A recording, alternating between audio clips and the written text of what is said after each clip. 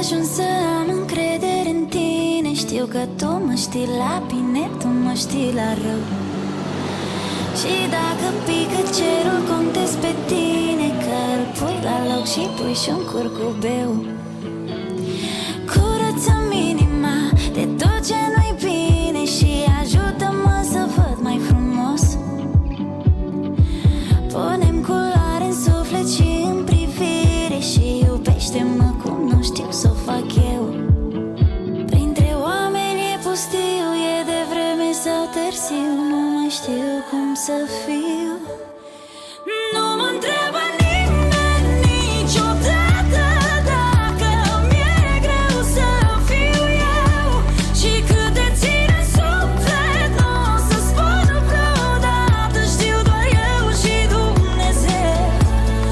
Nu mă întreabă nimeni niciodată dacă mi-e greu să fiu eu. Și toată lumea crede că sunt bine, dar nu știu nimic despre mine.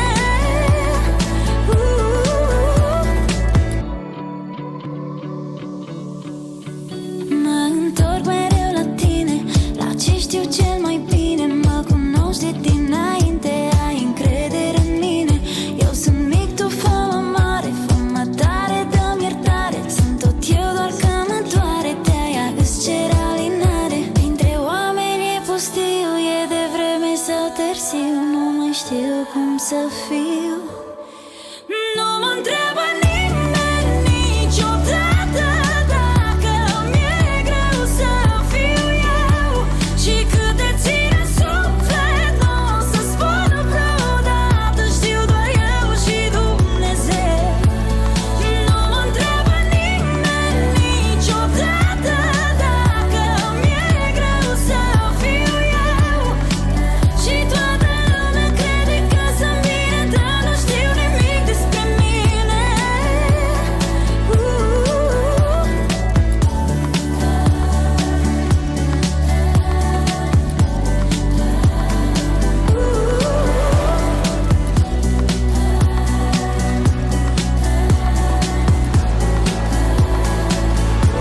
Și nu mă întreabă nimeni niciodată dacă e greu să fiu eu.